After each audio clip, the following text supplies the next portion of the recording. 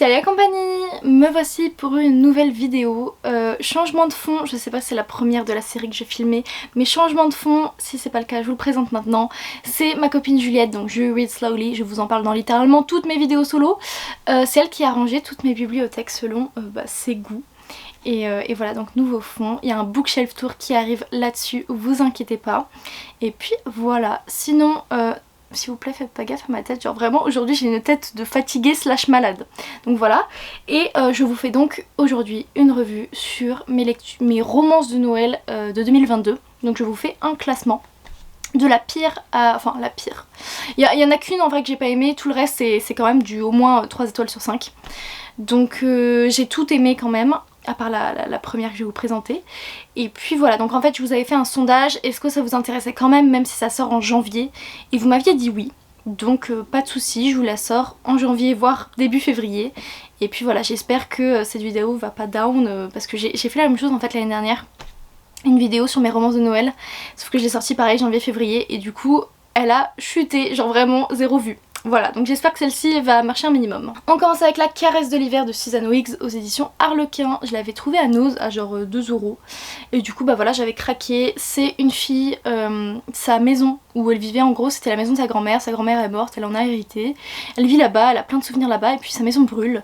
Et en gros c'est le gendarme qui s'occupe de tout l'incendie, etc., de savoir si c'est criminel, blablabla, qui s'occupe d'elle puisque c'était, je sais pas si son ex-petite amie, en tout cas il s'est passé quelque chose entre eux dans le passé et ils se parlent plus depuis.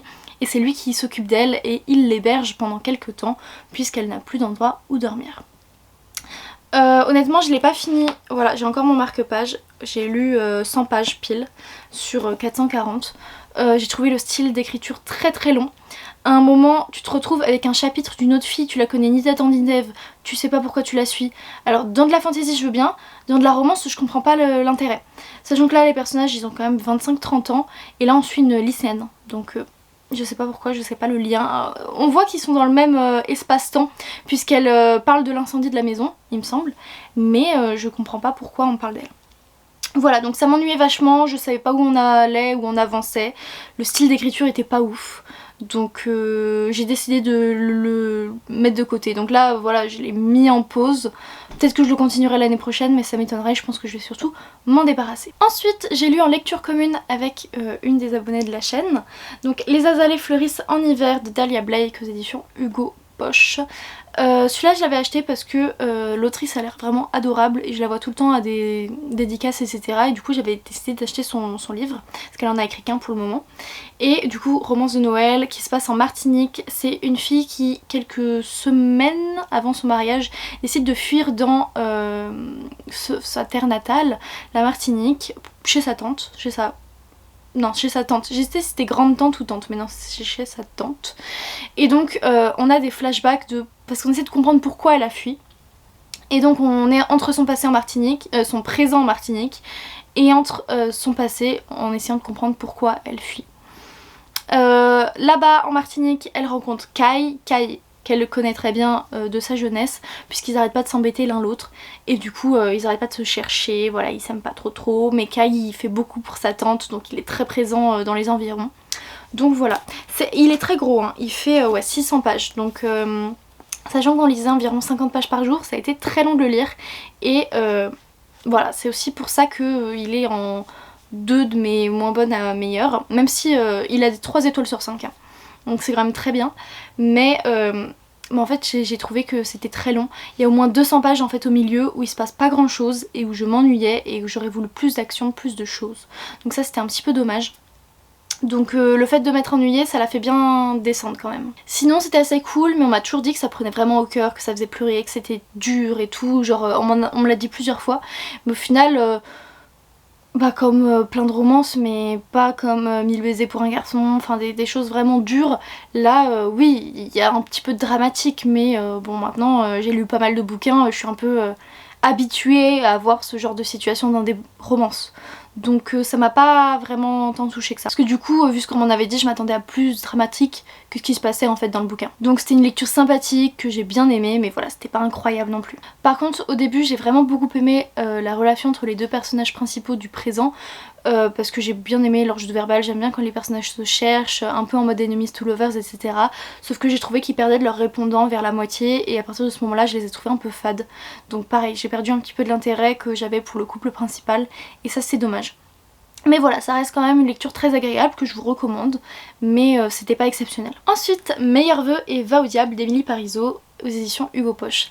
Alors celui-là j'ai beaucoup aimé. C'est l'histoire de Colline... Oui c'est ça, Colline qui a une petite boutique de décoration et arrive un nouveau mec qui achète le commerce d'en face qui sera aussi de la décoration. Et du coup bah forcément il y a une petite guéguerre entre les deux commerçants, surtout que de base il lui plaisait bien avant qu'elle sache que bah, il lui faisait concurrence. Et du coup voilà, on arrive dans une petite guéguerre qui se passe un peu à la période de Noël, même si Noël n'est pas extrêmement présent non plus. Du coup voilà, ils se font la guerre et c'est adorable, c'est mignon, j'ai beaucoup aimé. Donc c'était très amusant.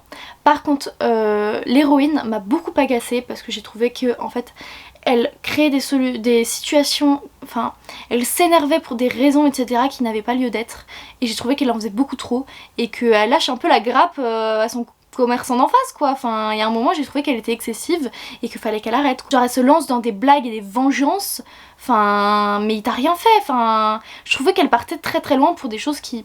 Enfin ça allait quoi.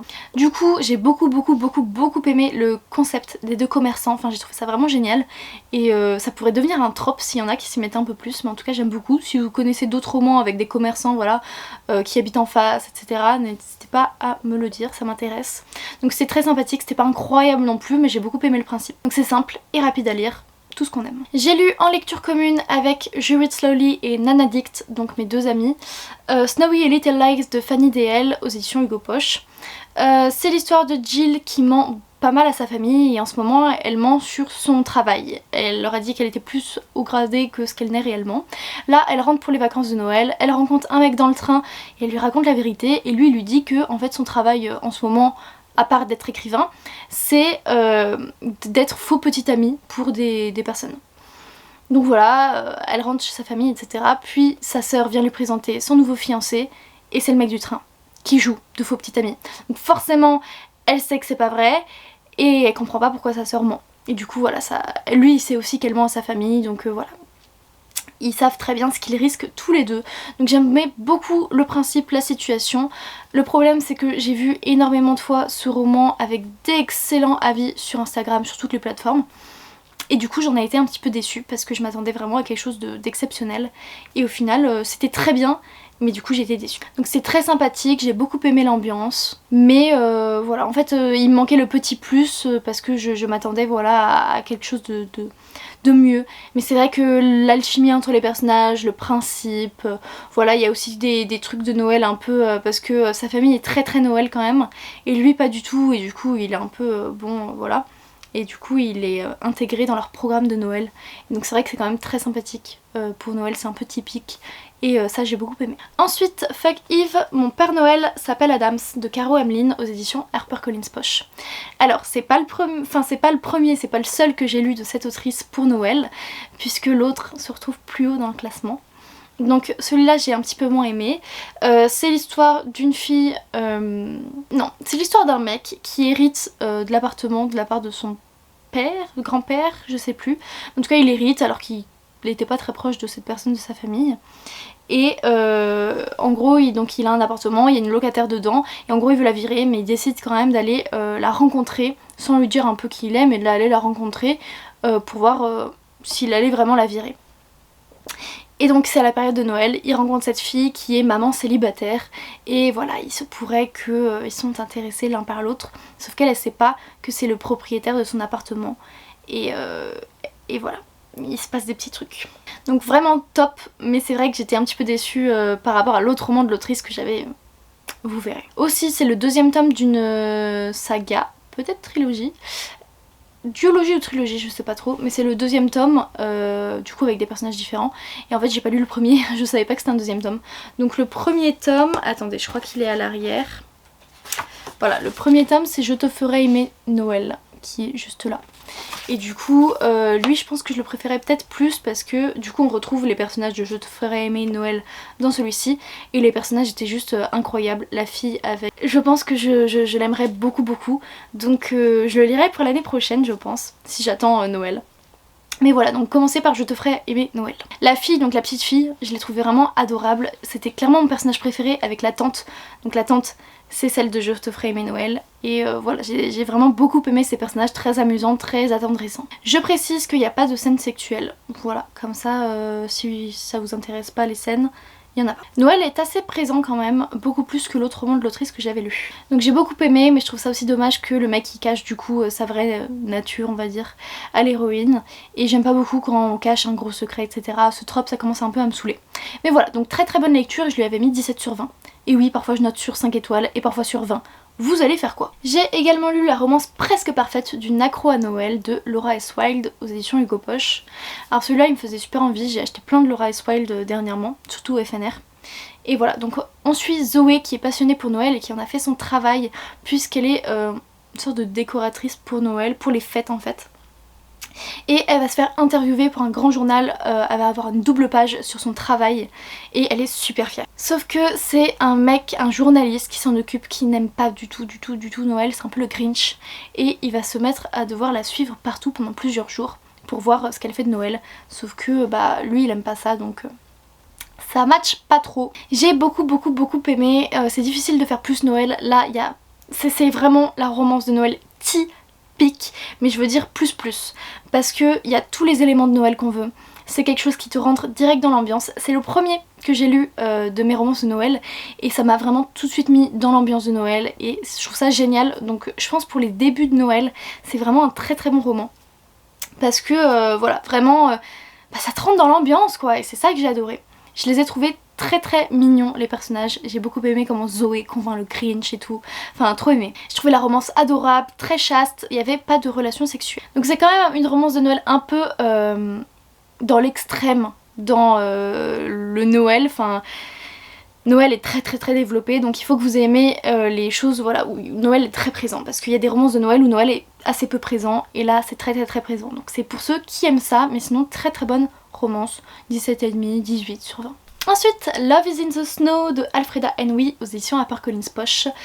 Là c'est l'histoire d'une fille qui est autrice de romance à succès, sauf qu'elle n'arrive plus à écrire depuis sa rupture. Elle pensait qu'il allait la demander en mariage et en fait il l'a quittée pour une autre femme. Donc ça fait déjà 1 ou 2 ans et elle n'arrive plus à écrire depuis 1 an je crois. Et du coup sa meilleure amie qui est influenceuse très riche, elle lui paye un voyage dans un chalet à la montagne, dans une... comment on dit, une maison d'hôte un petit peu. Elle lui paye des vacances là-bas, 2 semaines il me semble. Sauf que l'héroïne apprend bien vite que sa meilleure amie n'a pas fait ça si de bonté de cœur, mais elle avait une idée derrière la tête, puisque c'était pour la caser. Voilà, parce qu'il y a un papa célibataire dans l'histoire et elle a envie de les caser ensemble. Donc peut-être qu'il se passera quelque chose avec ce papa célibataire. Donc j'ai trouvé ça pépitas, c'est exactement ce qu'on veut, petite romance, chalet, neige, Noël, on adore. Et puis papa célibataire quoi, faut qu'on en parle quand même. La fille est assez exceptionnelle. Donc Noël n'est pas si présent que ça non plus, c'est plutôt petit village, neige, tout ça, plutôt que vraiment Noël comme le roman précédent. Gros bonus pour la fille qui est assez, elle est préadolescente, environ 13 ans, et bah j'ai adoré. Je kiffe la sœur du mec qui est vraiment un personnage très amusant et j'espère, j'ai hâte de la retrouver dans un spin-off. Et j'ai juste été un petit peu déçue par la fin que j'ai trouvé un peu vue et revue, et c'est vrai qu'au bout de plein de romances de Noël, quand c'est un peu le même style de fin, bah je commence à être un peu lassée. Et d'ailleurs, petite remarque, je pensais qu'il n'y aurait pas de scène de sexe et vers la fin on les enchaîne, donc s'il y en a, elles sont toutes concentrées un peu vers la fin. Voilà, donc très bonne lecture, mais voilà, très bonne lecture, c'était très sympathique. Pas de ouf Noël non plus, mais ambiance très chalet, neige, tout ça, j'adore. C'était mon top 3, donc voici mon top 2 maintenant. Le fils du Père Noël est un con de Ellie Bonnert aux éditions Hugo Poche. Alors celui-là, je l'ai tellement aimé, ça a été un gros coup de foudre. C'est l'histoire d'Emma qui va aider son père parce qu'il s'est cassé les jambes, il a besoin d'elle pour faire marcher son petit commerce. Donc elle laisse tomber son travail, elle va travailler de chez elle là-bas Et du coup elle rejoint son père pour aller l'aider, elle rencontre un mec dans un bar, c'est lui qui tient le bar et ça devient un peu son ami, mais voilà, il est sympathique, Edouard il me semble qu'il s'appelle. Et elle retombe sur son ex, donc c'est le fils du Père Noël, donc le fils du maire, et donc c'était son ex et il décide de se redonner une chance, des petits dates, voilà. Donc là je vous donnerai pas les tropes parce qu'on s'attend pas forcément à ce que ce sera ça. Mais j'ai vraiment adoré. Moi je l'ai vu venir dès le début, mais je sais pas si c'est le cas de tout le monde, donc je veux pas trop vous spoiler là-dessus. Mais du coup, coup de foudre, coup de foudre, coup de foudre, je m'attendais pas à ça. La relation entre les personnages principaux est juste incroyable et j'étais tellement à fond. Vraiment. Changement de cadrage, désolée, j'avais plus de batterie. Du coup, ce qui m'a le plus plu en fait dans ce roman, c'est que oui, je suis tombée amoureuse du mec, mais pas seulement de lui, en fait je suis tombée amoureuse de la relation qu'ils ont. Et je trouve ça encore plus rare que d'avoir un book boyfriend, genre tomber amoureuse de leur relation, je trouve ça. J'étais vraiment in love. J'ai également beaucoup rigolé des situations et j'ai été très touchée par les personnages. Donc vraiment il y a eu de l'attendrissement, de l'amour, du rire, il y a eu un peu de tout dans ce roman et incroyable. J'ai aimé que l'héroïne elle retourne vraiment dans son village depuis 10 ans. En fait elle a jamais vraiment fait gaffe aux habitants depuis 10 ans. Et en fait elle se rend compte qu'il y a plein de situations qu'elle voyait d'une telle manière quand elle était adolescente, où en fait elle percevait ça de son prisme d'adolescente et que c'était peut-être pas la réalité, comment ça s'était passé, et qu'elle voyait ça un peu en mode qu'elle se rebellait un peu contre tout. Et elle se rend compte maintenant que des personnes qu'elle prenait mal un peu ce qu'elle disait, en fait c'était peut-être sa faute à elle, et remise en question tout ça, et ça m'a beaucoup touchée parce que je pense que j'ai fait un peu la même chose avec mon adolescence. Et du coup j'ai trouvé ça vraiment très réel. Je trouvais que ça faisait vraiment que c'était très réaliste. Donc romance de Noël, mais la moitié se passe en novembre, donc pas tant d'éléments que ça de Noël au final. Donc coup de foudre, coup de foudre, coup de foudre, je vous le recommande à 1000 milliards de pourcents. Je le mets presque au même niveau que le top 1. Tout ce qui me manque c'est un petit peu de sarcasme qu'on retrouvait en plus dans le tome 1, mais sinon vraiment très très bonne lecture, coup de foudre, et dans mon top 10 des meilleures lectures de l'année je pense. Et du coup clairement mon top 2 des romances de Noël. Et le top 1, est-ce que vous êtes prêts? Oui! Du coup le Caro Hamlin dont je vous parlais, Cher Père Noël, je voudrais un mec, chez HarperCollins Poche. Celui-là, mais je vous raconte même pas à quel point j'ai été accro, je l'aimais trop, je l'aimais trop, je l'aimais trop, c'était trop bien. C'est l'histoire d'Ali qui est assistante secrétaire pour un mec. Elle remplace une meuf qui est en arrêt je crois. Et en gros avec sa meilleure amie elle rigole et sa meilleure amie elle lui dit écoute fais une liste pour ton Père Noël. Et du coup elle fait une liste très amusante en mode des trucs sexuels etc. Et elle se trompe et elle envoie à son boss par mail. Voilà. Et du coup voilà donc j'aime pas du tout les relations en gros secrétaire boss, c'est vraiment ce que j'aime pas. Je déteste ce trope, mais là il est tellement fait magiquement. Donc coup de foudre, coup de foudre, coup de foudre, c'était une des meilleures romances que j'avais lues depuis très longtemps, puisque je l'ai lu avant Cher Père Noël, le fils du Père Noël est un con. J'ai vraiment eu l'impression en fait de tomber amoureuse du mec, Evan je crois qu'il s'appelle, donc j'avais des papillons dans le ventre, le cœur qui palpitait, vraiment j'avais l'impression de tomber amoureuse du mec, et ça mais je trouve ça tellement rare ce genre de situation, tu lis quand même et t'as l'impression de tomber amoureuse, je trouve ça ouf, genre vraiment j'avais des papillons dans le ventre. Donc c'était aussi très très amusant parce que les deux ont beaucoup de répondants et donc forcément ça avait beaucoup d'humour, surtout que même je crois que c'est au point de vue interne, mais en tout cas à l'intérieur de sa tête c'est aussi très amusant, il n'y a pas que les dialogues, les situations, mais aussi dans la plume c'est très amusant. Et c'est ce qui manquait un petit peu dans Le Fils du Père Noël est un con. Donc c'est très très addictif, la preuve je l'ai lu environ je l'ai commencé à 23h et je l'ai fini à 3h40. J'ai pas pu aller dormir tant que je l'avais pas fini ce bouquin. Donc ça se passe à la période de Noël, mais Noël n'est pas très très présent sauf dans peut-être les 100 dernières pages. Donc vous pouvez le lire à n'importe quelle période et je vous le recommande dès maintenant. Et en fait ça a été un incroyable coup de foudre. Dans mon top 10 pareil des lectures de l'année. Gros coup de foudre que je vous recommande vraiment à 10 000 milliards de pourcents. Voilà. J'espère que cette vidéo vous aura plu, qu'elle n'arrive pas trop tard. En tout cas retenez bien ça pour l'année prochaine.